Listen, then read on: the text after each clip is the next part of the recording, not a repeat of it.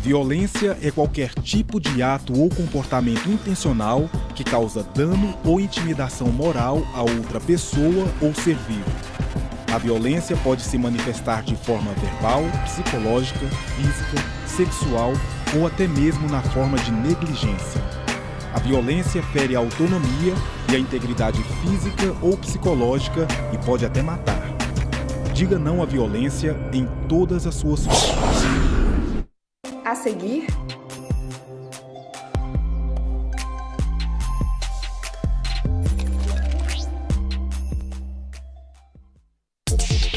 livre para todos os públicos.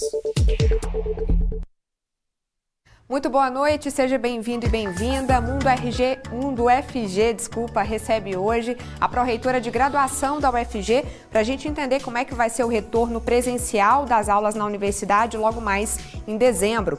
E, gente, vocês devem ter visto um vídeo que está circulando pelas redes de pessoas procurando alimento num caminhão de lixo em Fortaleza. É o retrato de um país em crise sanitária, econômica, social. E os profissionais do serviço social, eles têm um papel importante nessa linha de frente aí na pandemia de várias formas. A gente fala disso hoje. Então, chega mais, vamos conversar.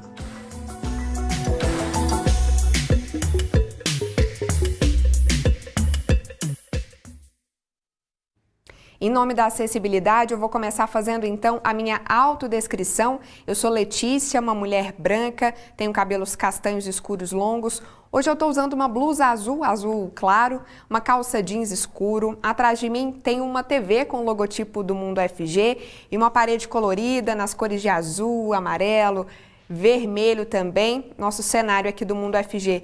Vamos começar então conversando com a nossa pró-reitora de graduação da UFG, professora Jaqueline Sivardi. Pró-reitora, muito boa noite, tudo bem? Bem-vinda. Muito obrigada, Letícia, é um prazer estar aqui com vocês novamente. Prazer é nosso. Professora, eu queria começar te pedindo a sua autodescrição, por favor. Eu sou uma mulher negra, de cabelos crespos, na altura mais ou menos do pescoço. Estou com uma blusa vermelha e atrás de mim com uma parede branca, uma porta e também tenho algumas plantas, né, que estão numa prateleira. Perfeito. Professora, quando é que as aulas voltam a ser presenciais na UFG? Bom, Letícia, as aulas, né, elas voltarão assim, na verdade elas já estão ocorrendo, mas só que num formato majoritariamente remoto, com algumas atividades práticas emergenciais. Mas foi aprovado no nosso último Conselho Universitário uma ampliação dessa retomada para 17 de janeiro. Ok. Voltam todas as turmas, todos os cursos, graduação e pós? Sim, a previsão é que ocorram, né, durante esse período um planejamento por parte das unidades, né, dos cursos, e que possam ofertar o maior número possível de turmas, desde que obedecidos os protocolos de biossegurança. Professora, como é que a UFG chegou nessa decisão? Olhou o cenário atual e falou, bom, agora a gente pode começar a retomar? Foram feitos várias discussões, vários estudos, né? Nós temos um GT que tem cerca de 60 pessoas aproximadamente, de todas as representações, sejam elas docentes, estudantes, técnicos, gestores participando dessas discussões, e fizemos também um amplo debate com a comunidade acadêmica, né? A partir de todos esses estudos, com o apoio do GT Saúde, os debates que foram ocorridos ao longo desse processo, nós chegamos então a essa discussão, apresentamos um plano de retomada que foi aprovado no Conselho Universitário do dia 1º de outubro. Perfeito. Pró-reitora, quais que vão ser as regras principais sanitárias? Por exemplo, quantos alunos podem ter numa sala de aula? Atualmente, né, de acordo com o nosso protocolo, nós estamos aí observando um distanciamento de 1,5 m, né, esse é um distanciamento mínimo que está sendo estipulado. É importante dizer que a partir do cenário epidemiológico mais favorável, podem ser revistas essas orientações, mas no atual momento constam isso. E a taxa de ocupação, ventilação, aquecimento, são alguns dos critérios que nós estamos utilizando para observar esses aspectos para ocuparem as salas de aulas. Para a sala de aula não lotar, professora, vai ter uma reorganização das turmas, das disciplinas? Como é que o pessoal vai poder acompanhar a oferta de vagas? Sim, tudo isso está sendo muito bem pensado, muito bem planejado, né, pelos grupos de trabalhos. Em relação às ofertas, nós, da Pró-Reitoria de Graduação, por exemplo, encaminhamos uma série de relatórios para que as unidades possam se planejar nesse sentido. Tem todo um acompanhamento por parte também do GT Saúde em relação em como que poderiam ser dados os processos de organização e de ocupação desses espaços. Também a infraestrutura está orientando nesse sentido, encaminhamos relatórios também com essas taxas de ocupação. Então, tem sido feito, né, todo um acompanhamento e por parte não só do GT, mas por parte das pró-reitorias também, que têm estado, né, têm dado esse apoio para as unidades planejarem tanto o retorno na graduação quanto na pós-graduação. O professor, o RU é muito importante para os estudantes, né? Tem muitos espaços na universidade que são muito importantes. O RU, por exemplo, ele vai reabrir? Sim, temos também uma política já prevista em relação à reabertura para o RU.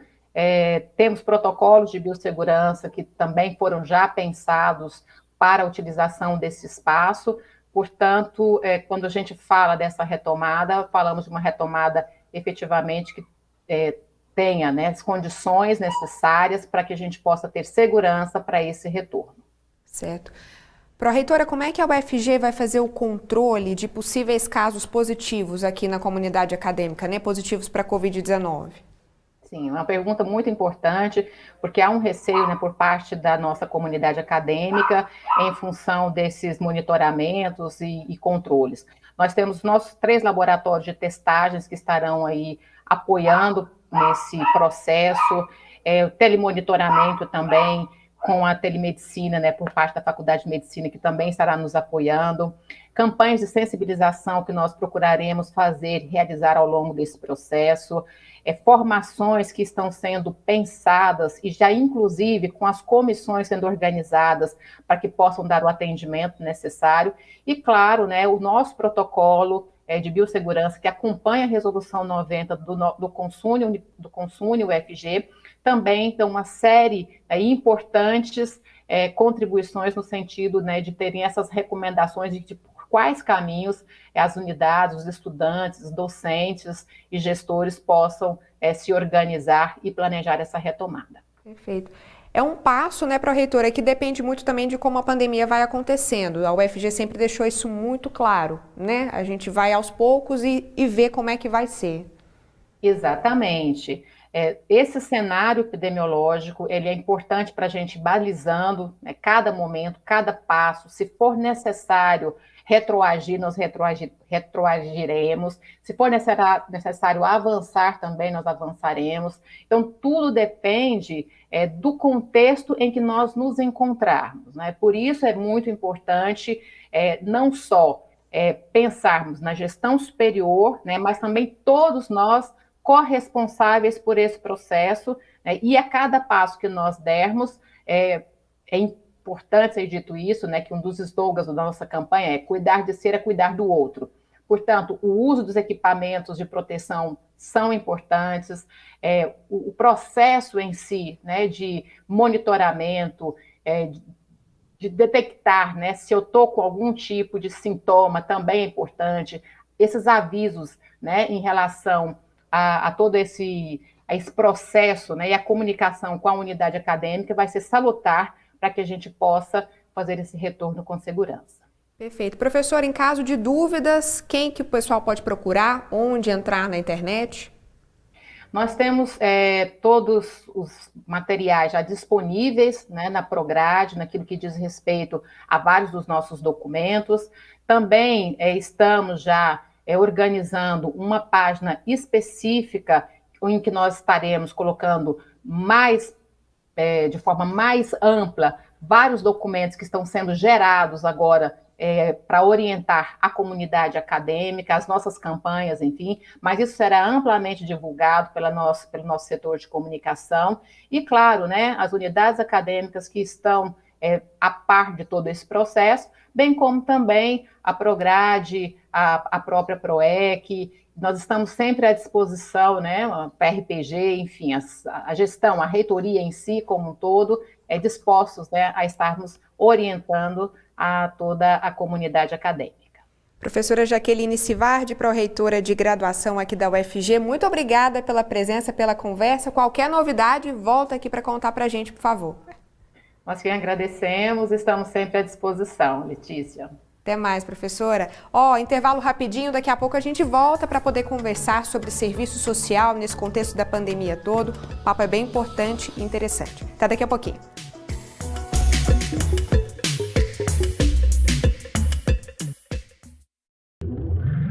Saiba tudo sobre os meios de comunicação em Mídia em Foco. Toda quinta-feira, às 5 horas da tarde, aqui na sua TV UFG.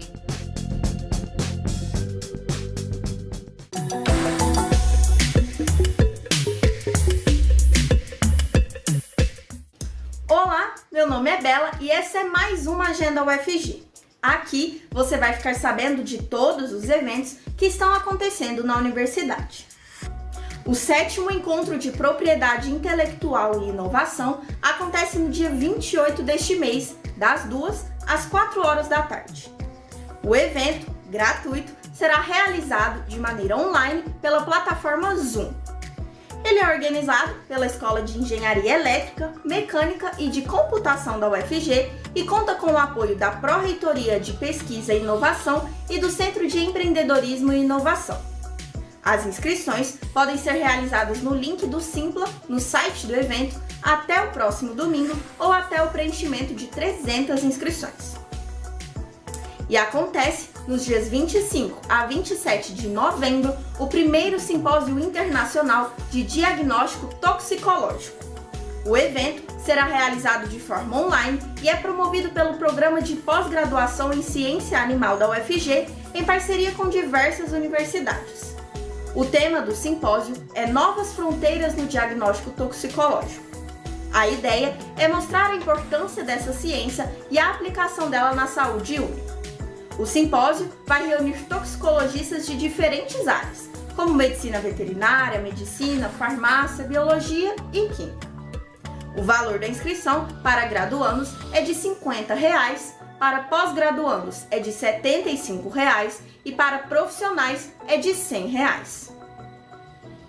E as inscrições para o 2º Congresso UFG de Contabilidade, Controladoria e Finanças se encerram amanhã. O evento acontece nos dias 28 e 29 deste mês e é organizado pelo Programa de Pós-Graduação em Ciências Contábeis da UFG. O tema dessa edição é o papel da ciência contábil no desenvolvimento da sociedade. O objetivo é proporcionar debates sobre os direcionamentos e contribuições da ciência contábil no desenvolvimento da sociedade, principalmente diante de cenários de incertezas. O evento será realizado de maneira virtual das 9 horas da manhã até as 6 da tarde. O valor da inscrição para graduandos é de R$ 30, para pós-graduandos é de R$ 60 e para professores, pesquisadores e profissionais é R$ 120. E aí, curtiu? Continue acompanhando a nossa programação. A gente se vê em breve. Até mais!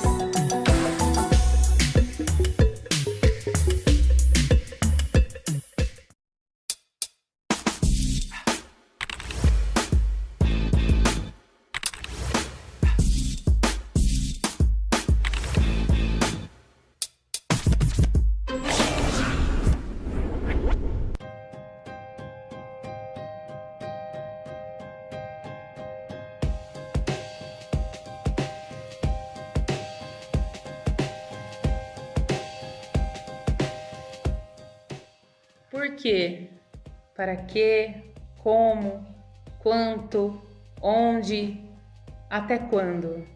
Podemos olhar ao redor e encontrar razões e buscar razões. Neste mundo, a ordem desordenada nos deixa perplexo e quase sempre nos vemos olhando para o nada, buscando entender como podemos medir, calcular, reunir, juntar e deixar tudo claro para que alguém ou todos julguem ao invés de entender. Porque então nós nos preocupamos com as razões, sabendo que muitas vezes a insanidade domina e a loucura desatina o nosso eu interior.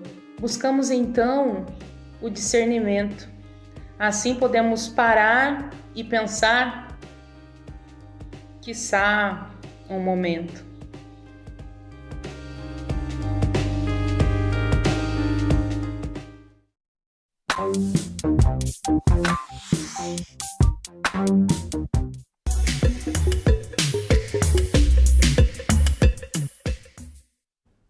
Mundo FG está de volta, bom ter você aqui comigo, fazendo companhia, para participar da nossa conversa também.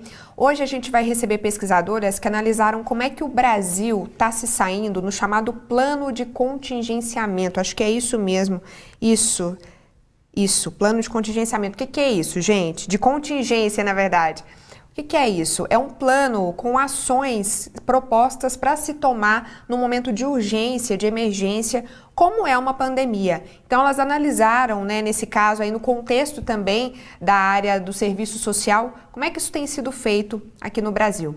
Deixa eu apresentar para vocês, então, quem que a gente recebe no nosso segundo bloco do Mundo FG para começar essa conversa. Selma Leite, professora do curso de Serviço Social da UFG, na Regional Goiás.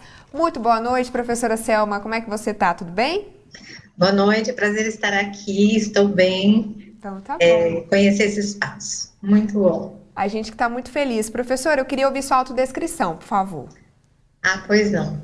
Eu sou uma mulher branca, uso óculos, cabelos curtos, estou aqui em minha casa e atrás de mim eu tenho uma estante com livros e à minha direita uma flor de cactos. Muito bom. E a gente recebe também Ionara Rabelo, professora também do curso de Serviço Social na UFG Regional Goiás. Professora Ionara, muito boa noite, bem-vinda, tudo bem?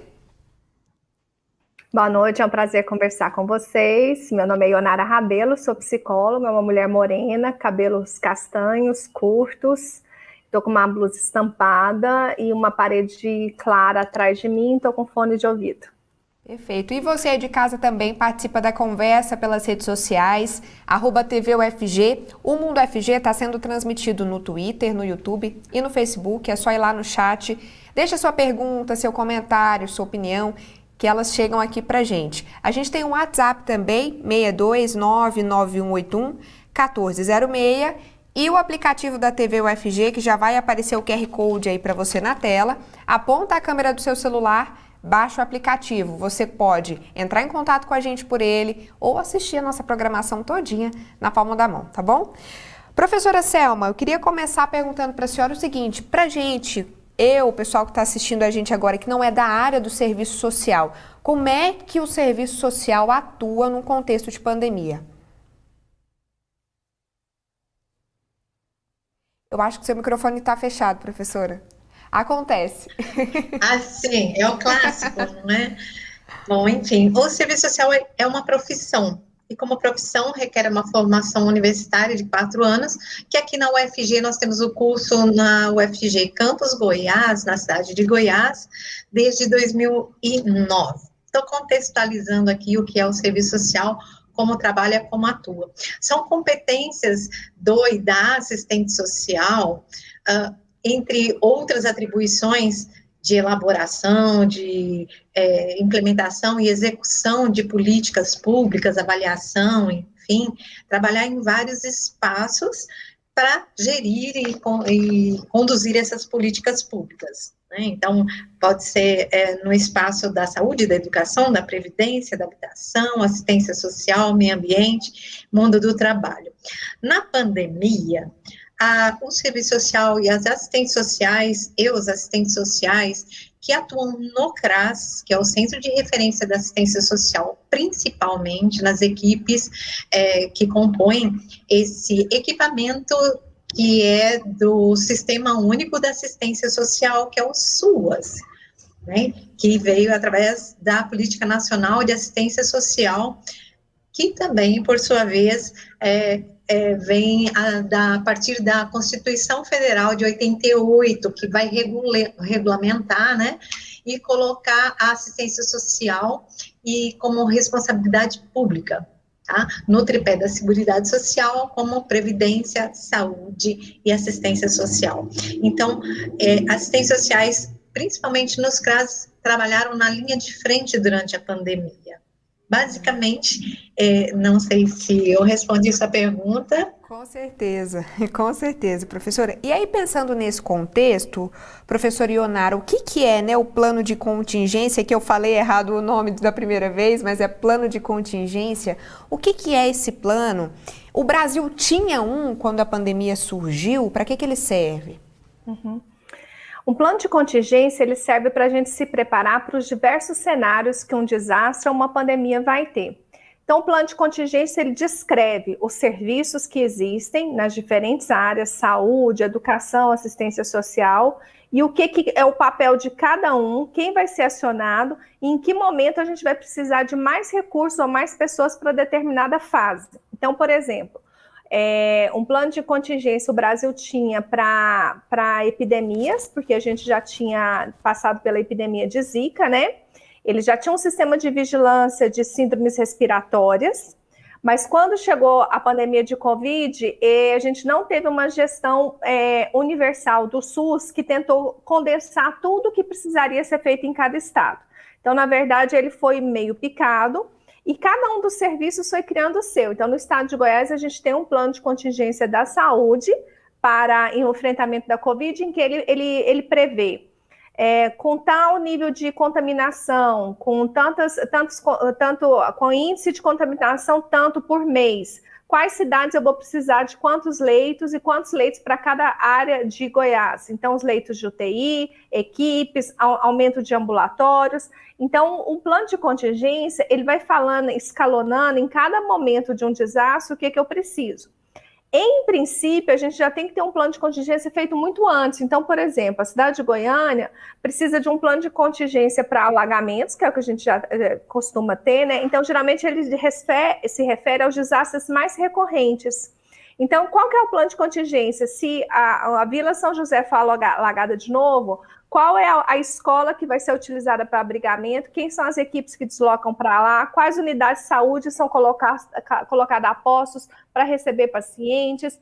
Onde vão ficar se tiver mortos os mortos? Para onde vão as equipes para dar informação? Um plano de contingência, ele desenha o que precisa ser feito no momento da resposta de um desastre. E de uma pandemia, a mesma coisa. Ele desenha como responder em cada fase da pandemia. Entendi. E então, professora Selma, que riscos que esse plano, por exemplo, pensando na pandemia, ele poderia diminuir se ele for bem planejado e executado? Por exemplo, a gente tem mais de 600 mil mortos na pandemia no Brasil hoje. A gente consegue evitar mortes com um plano de contingência bem feito? Como a professora Ionara trouxe, o plano de contingência, ele tem duas perspectivas, de mitigação de danos e também de prevenção.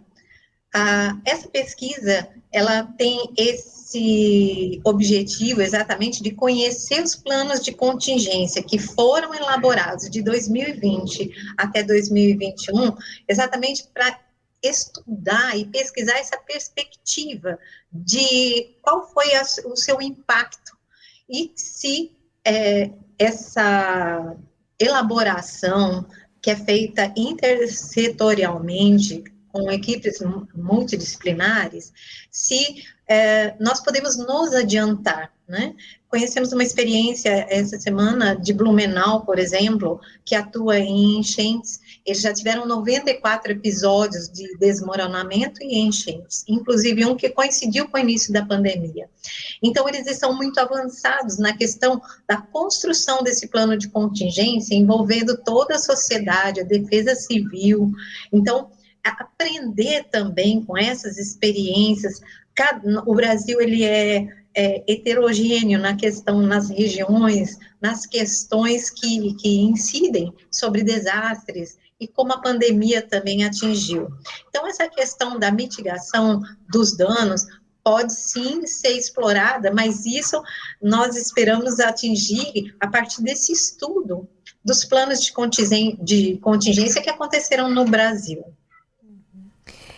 Professora Ionara, a que pé que vocês estão agora no estudo, né? Em que momento, o que vocês já analisaram e perceberam que vocês podem contar para a gente? Vai ter um evento para falar especificamente sobre o estudo, mas o que vocês podem adiantar?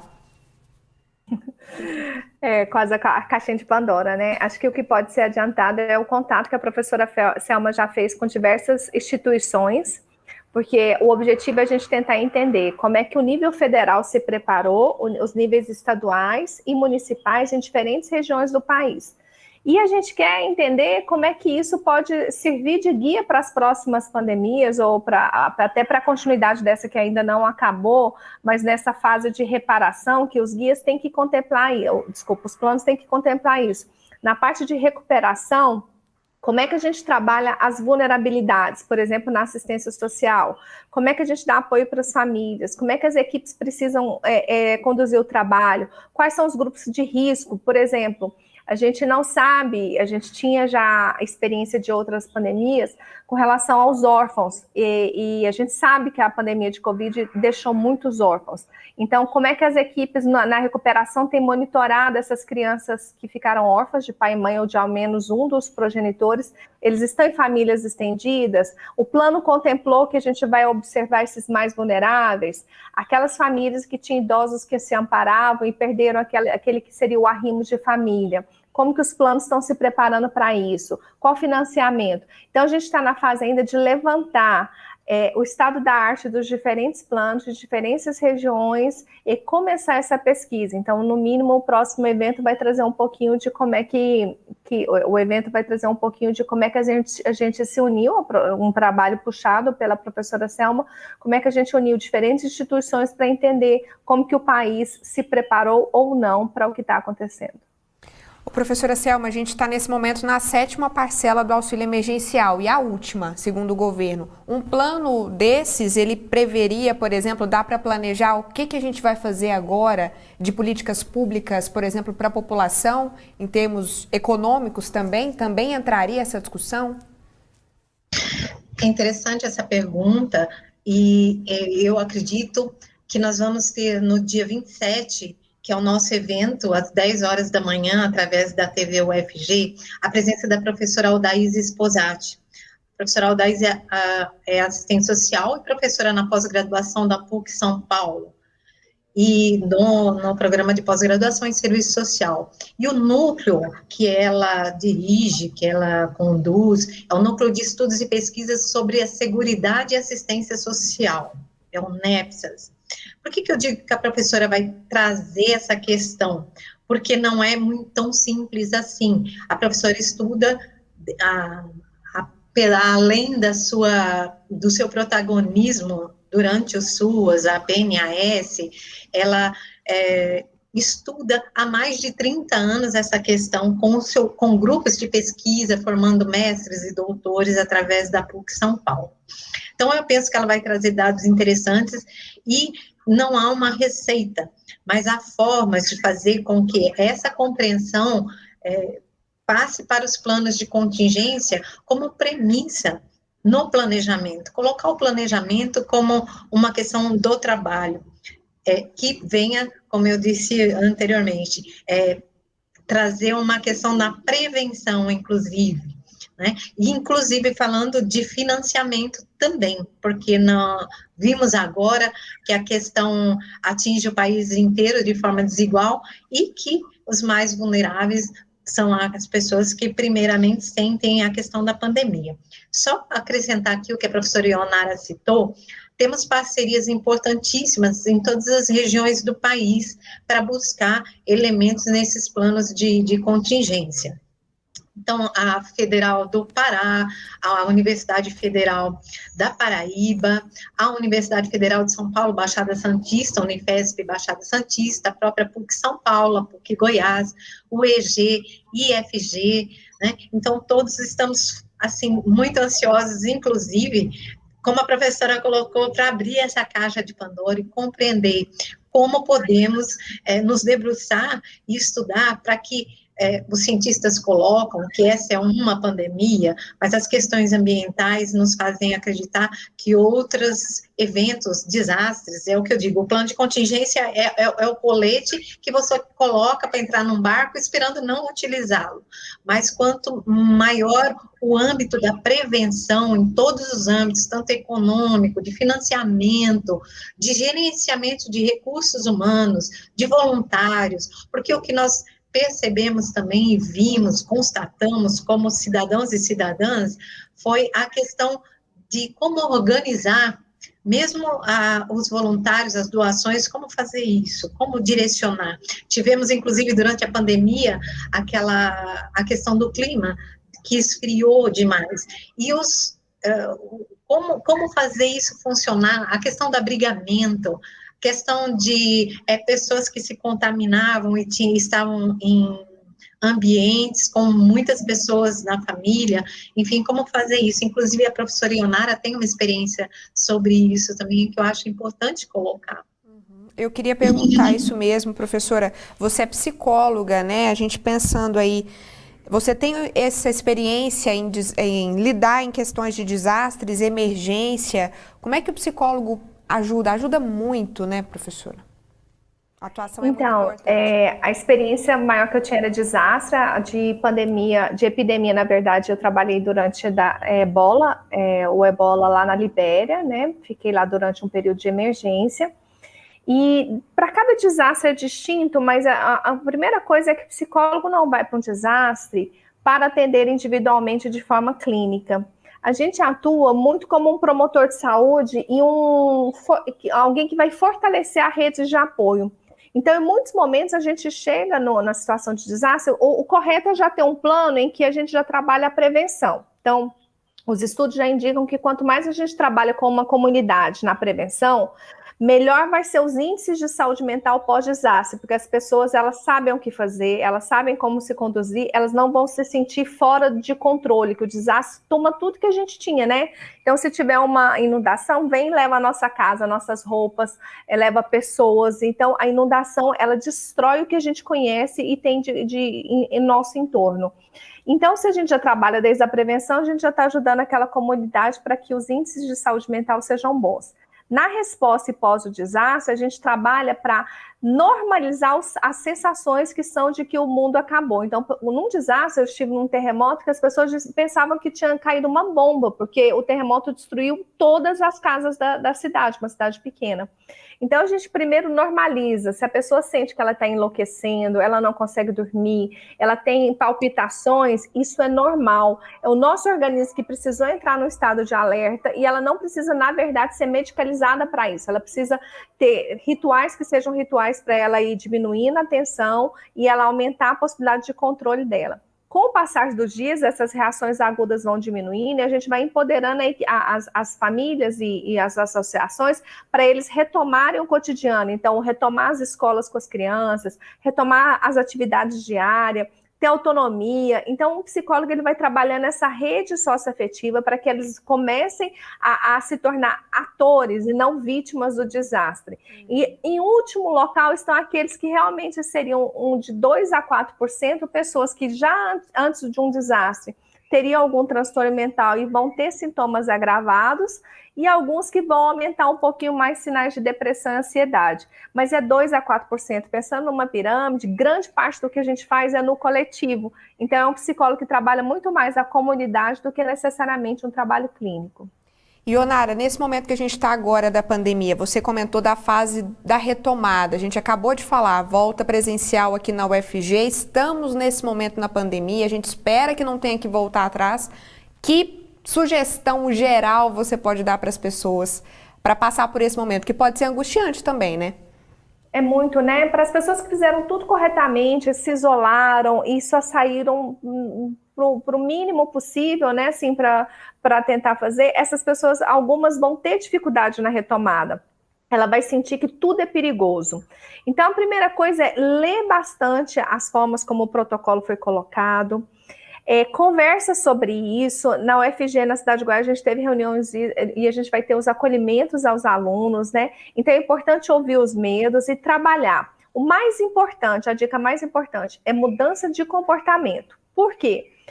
A vacinação é de suma importância para a gente garantir cada vez mais uma imunização e a proteção e a diminuição da carga viral, mas eu voltar para o presencial, sabendo que se eu mantiver a distância, a máscara, higiene das mãos, eu posso estar ao lado de um colega que está positivo hoje, não sabia, só vai testar amanhã quando der uma dor de cabeça, e eu fiz tudo certo, eu não me contaminei. É essa certeza de que o meu comportamento, sempre seguindo à risca o que a UFG está colocando, essa certeza que nos traz calma.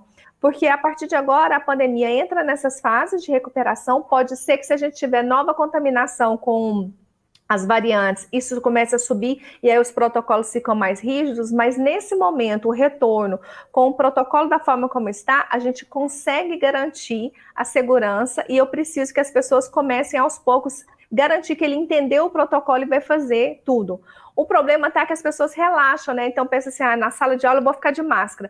Na hora que a gente sair e pegar carona com o colega ou passar na lanchonete, eu tiro máscara, sento, fico a menos de 1 metro e aí esse colega pode estar sem sintoma mais positivo e vai me contaminar. Então, assim, na hora que eu for relaxar, relaxa distante. Se for para lanchar, fica 2 metros. Aí que eu procuro uma área aberta. Então, a dica é, volta confiando nos protocolos, seguindo os protocolos. E na medida em que esse tique está ficando muito ansioso, exercícios respiratórios, caminhada, fazer aquilo que te relaxava, buscar conversar com seus pares, buscar ajuda dos professores, que gradativamente a gente consegue retomar a normalidade e nos proteger. Voltar com cuidado, né? Devagar com a andor, que o santo é de barro. Professora Ionara, muito obrigada, viu, pela presença. O Mundo UFG está sempre aberto para te receber, bom demais ouvir a senhora. Professora Selma continua com a gente daqui a pouquinho e você aí de casa também. Intervalo bem rápido, a gente já está de volta.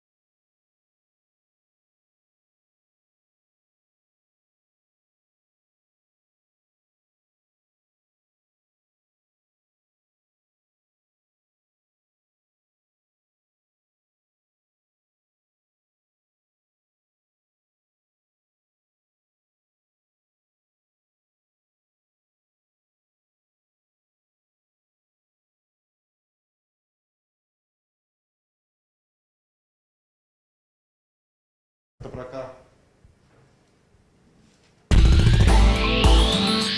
Pronto, tchau, tchau, Nara. Tchau.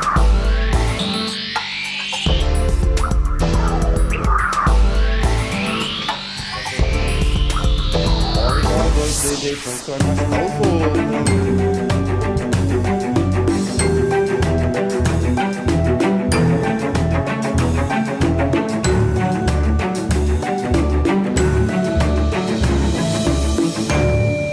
Outubro é o mês de conscientização sobre o câncer de mama, mas a prevenção deve ocorrer o ano inteiro. O Instituto Nacional de Câncer estima que apenas em 2020 surgiram 66.280 novos casos. No mundo, é o tipo de câncer mais incidente entre as mulheres, por isso é importante estar atenta a qualquer sintoma: caroço endurecido, fixo e indolor, retração da pele, alteração de cor e espessura, retração ou alteração no bico do peito e saída espontânea de líquido anormal pelos mamilos. Realize autoexame apalpando as mamas, ao menos uma vez por mês, e vá ao médico ao menos uma vez por ano para realizar os exames periódicos da mama. Só através do exame é possível identificar a doença e sua gravidade. Se diagnosticado no início, as chances de cura chegam a 95%. Uma boa alimentação, não abusar de bebidas alcoólicas ou cigarro e praticar atividades físicas podem diminuir o risco de desenvolver a doença. Crie hábitos saudáveis. Cuide-se. A prevenção e o diagnóstico precoce são os melhores remédios. Conviver com a diversidade é um dos grandes desafios da nossa sociedade. Vivemos num país um país plural, diverso, onde ser diferente é um direito e respeitar a diferença um dever, para que a origem, a cor da pele, a condição física ou mental, a religião, a idade, o gênero, a orientação sexual e todas as diferenças sejam valorizadas e respeitadas. Conheça o movimento Ser Diferente é Legal, uma iniciativa do Ministério Público Federal para celebrar a diversidade e promover o respeito e a cultura de paz. Afinal, nossa diferença é um direito e a diversidade, nossa força. Faça parte desse movimento. Ser diferente é legal. Informe-se. Respeite a diferença.mpf.mp.br. Em tempos de distanciamento social, um ato de solidariedade pode nos aproximar e, principalmente, salvar vidas. O Hospital das Clínicas da UFG está precisando de doações de sangue de qualquer tipo. Se você tem entre 18 e 69 anos, pesa acima de 50 quilos e quer doar, agende seu horário pelo telefone 62 3269 8326. A doação pode ser feita de segunda a sexta, das 7 às 11 horas da manhã e de 1 às 5 horas da tarde. Aos sábados, o atendimento é das 7 às 11 da manhã. Doe sangue, salve vidas. Olá pessoal, eu sou o Beto e estou aqui para lembrá-los que o programa Conexão Escola do Ensino Fundamental mudou de horário. Agora, as videoaulas para o ciclo da infância, do 1º ao 5º ano, que são exibidas de segunda a sexta-feira aqui na TV UFG, começam às 15h30, ou seja, às 3h30 da tarde. Esperamos por você!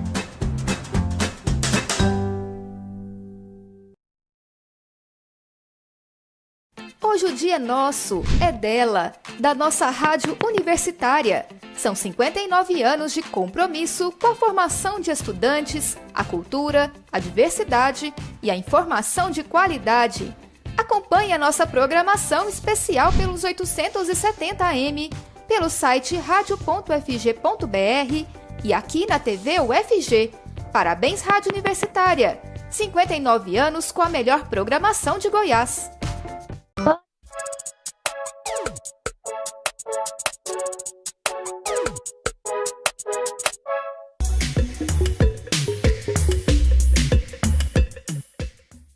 Estamos de volta ao vivo, agora são 6h41 da noite aqui pelo meu relógio. Hora de dar uma viajada lá para o Instagram da TV UFG, para a gente conferir a participação de vocês nas nossas enquetes. Vamos lá?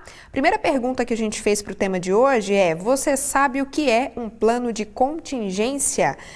56% responderam que sim, a maioria. Para quem não sabia, a gente explicou, né? Agora há pouco. E você já usou serviços de assistência social? 78% disseram que nunca. Vai ver muita gente aqui usou e nem sabe, viu? Dependendo, né? Acredito que tenham usado sim, tenham usufruído sim. E você acredita que a pandemia afetou as políticas de assistência social no Brasil? Todo mundo, 100% sim. Deixa eu apresentar para vocês, a gente tem uma nova convidada agora no último bloco, na verdade, do Mundo UFG, para a gente continuar essa conversa tão importante, gente, né? A gente continuou aqui com a professora Selma Leite, do curso de Serviço Social da UFG na Regional Goiás. Professora Selma, muito obrigada de novo pela presença. E a gente recebe Nara Costa, presidente do Conselho Regional do Serviço Social de Goiás. Nara, muito boa noite, seja muito bem-vinda, tudo bem com você? Boa noite, tudo bem, espero que esteja bem também. Tudo certo, todos tudo aí, ótimo. Os ouvintes, né, dentro do possível. É isso. Nara, eu queria ouvir sua autodescrição, por favor. Então, eu sou uma mulher de pele clara, né, cabelos curtos, assim, meio no ombro, um pouco acima do ombro, cacheados, já meio grisalhos, né? Tenho 53 anos, falo aqui da sala da minha casa e já vou adiantando aí, às vezes, algumas interferências externas, né? Mas é isso. Tem uma janela ao fundo, né? Isso. Tá Visto, ótimo. uso óculos, né? Tenho um óculos da cor mais ou menos da minha pele e estou com um colar e uma blusa, uma jeans, Tá ótimo. azulado. Nara, o que você pode contar para a gente, o que a senhora pode dizer do plano de contingência aqui do estado de Goiás? Quando a pandemia apareceu, existia um? Como é que isso foi construído? Então, a gente acompanha, na verdade, historicamente, eu penso que o Brasil ele não tem uma cultura de prevenção, né? Então, às vezes, é sempre a gente pego de surpresa e às vezes, tendo que agir buscando no próprio momento do acontecimento as alternativas e caminhos para superar, ou, né, como a Selma agorinha há pouco disse, minimizar ou mitigar alguns danos e efeitos de algum advento, né, seja ele, né, como foi dito, uma questão da própria pandemia, mas também de eventos, né, climáticos, né, aquela situação que a gente viveu lá das barragens, né, também. Então, assim, sempre esses eventos que não são esperados, eles, via de regra, por mais que se pense minimamente em algumas ações que possam ser atacadas inicialmente, a gente percebe historicamente uma fragilidade nesses processos, né, de planejar e de pensar e de prever esses adventos. E, Nara, dentro lá do Conselho... Goiás é um pouco isso, né? A gente, nesse caso mais específico da pandemia, a gente observou até pelo, né, o volume que foi e a forma muito acelerada, né, no mundo inteiro, apesar que a gente acompanhou um pouco no início uma tentativa ainda, principalmente, mais especificamente na área da saúde, de tentar conter, né, as fronteiras e a chegada desse vírus no Brasil, mas a gente percebe muita fragilizada todo esse processo. E o que você pode contar para a gente, Nara, dentro ali do Conselho Regional do Serviço Social, né, aqui do Estado, durante a pandemia, quais as demandas da assistência social que mais chegaram ou que têm chegado para vocês? Então, como, né, tanto a professora Selma e a professora Ionara disseram nos outros blocos, a contingência, ela deve ser um plano mais amplo possível, que envolva, inclusive, as políticas, né, de um modo mais intersetorial, né? Então, no caso mais específico da assistência social enquanto política, porque, assim, como o Selma disse, o serviço social ele atua em diversas políticas. Então, no conselho, que é o conselho profissional, chegou bastante demandas de assistentes sociais que atuam na saúde, né, a nível de um primeiro momento, como, né, penso, a sociedade inteira muito assustada, alarmada, com toda essa situação inesperada que nos atinge. Então, havia toda uma série de questionamentos, como agir, né, como se preservar, como também a gente, enquanto ser humano, não agir dentro do que está previsto no nosso código de ética, na nossa lei de regulamentação da profissão, no atendimento, mas também de forma, né, que garantisse a nossa segurança enquanto ser humano.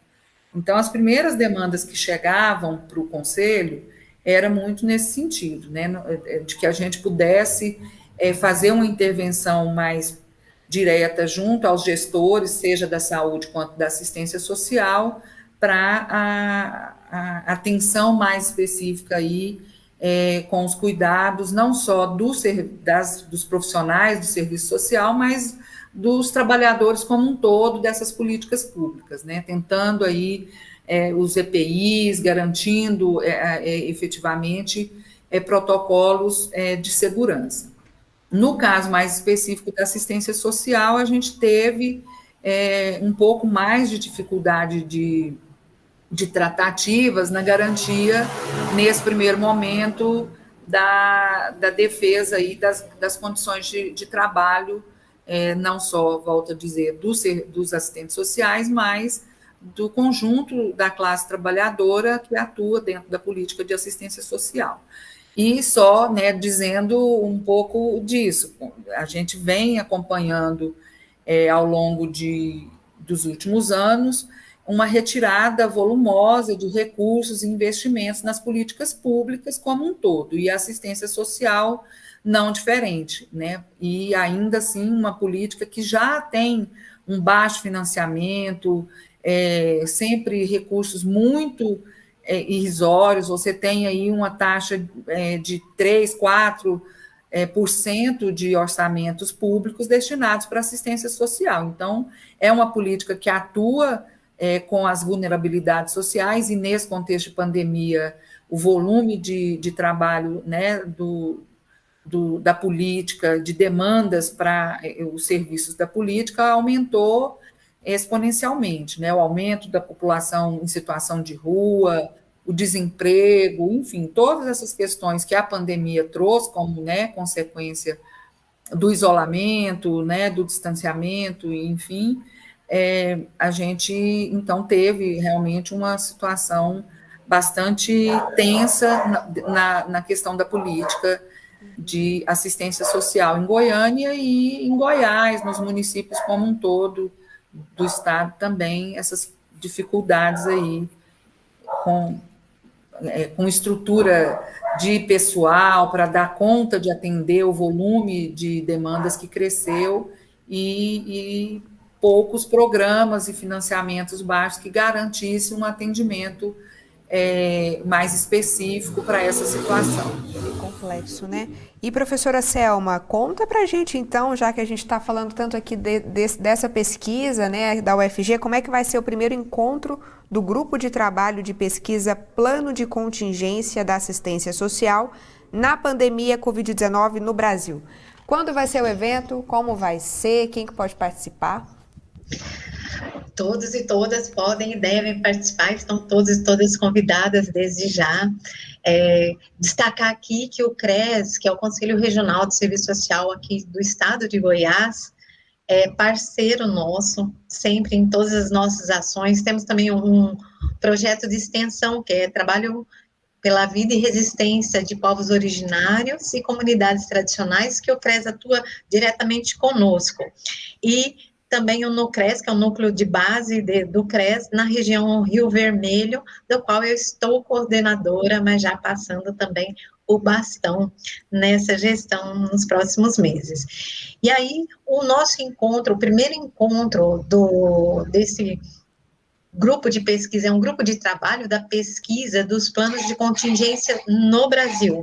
Então, a ideia é trazer a questão do SUAS e do SUS, essa interconectividade para os planos de contingência que aconteceu na pandemia da Covid 2019. Nós, como assistentes sociais, e também trabalhamos em equipes multidisciplinares, a ideia do plano é que ele seja construído por uma equipe que valorize a intersetorialidade, inclusive a participação de usuários e usuárias.